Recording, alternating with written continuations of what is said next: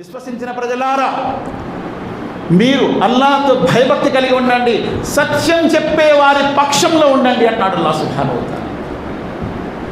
అసత్యం చెప్పే పక్షంలో వెళ్తే ఏమంటున్నాడు? 95 ఆయతులు అల్లాహ్ సుబ్హానహు వ తఆలా చెప్పాడు. వారా అబద్ధపు ఒట్టులు వేసిన వాళ్ళు, అల్లాహ్కు తెలియదా? అల్లాహ్కు తెలియదా వారు ఎన్ని సాకులు వేశారు? 80 మందిని. వాళ్ళ గురించి 90 ఆయతులు అల్లాహ్ సుబ్హానహు వ తఆలా 95 ఆయతులు చెప్పేశాడు. అబద్ధపు ఒట్టులు ప్రమాణాలు వేసి తప్పించుకుందామని అనుకున్నారా? నా దగ్గర దొరుకుతారు వారు అన్నాడు అల్లాహ్ సుబ్హానహు వ తఆలా. అయిపోయిందా? కాబట్టి సత్యం చెప్పే వారితో ఉండండి, సత్యం చెప్పే పక్షంలో ఉండండి. అది మాకు విరుద్ధంగా అనిపించినా, మా మార్గానికి ఆటంకంగా ఉన్నా, మా కుటుంబ సభ్యులకి ఇబ్బందిగా అనిపించినా సత్యం పక్షంలోనే ఉండండి అని అల్లాహ్ సుబ్హానహు వ తఆలా అన్నాడు. అప్పుడే మీ కర్మలు ఫలిస్తాయి.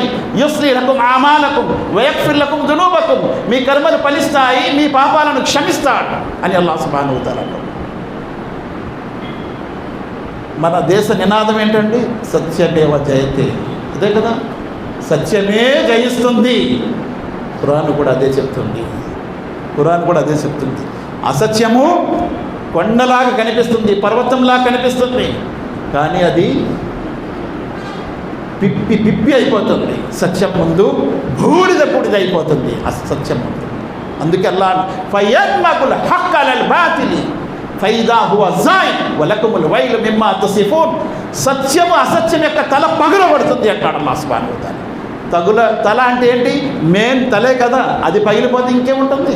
ఏమి, సర్వనాశనం అయిపోతుంది. సత్యం అంత బలమైనది అని అల్లాహ్ సుబ్హానహు వ తఆలా ఖురాన్లో అంటున్నాడు. వకుల్ జాహల్ హక్కు వజాకల్ బాతిల్. చెప్పండి ఓ ప్రవక్త ముహమ్మద్ సల్లల్లాహు అలైహి వసల్లం, సత్యం వచ్చేసింది, అసత్యము వెళ్ళిపోవలసిందే. వెలుగు రాగానే చీకటి వెళ్ళిపోవలసిందే, జ్ఞానము రాగానే అజ్ఞానం వెళ్ళిపోవలసిందే, సత్యము రాగానే అసత్యం వెళ్ళిపోవలసిందే.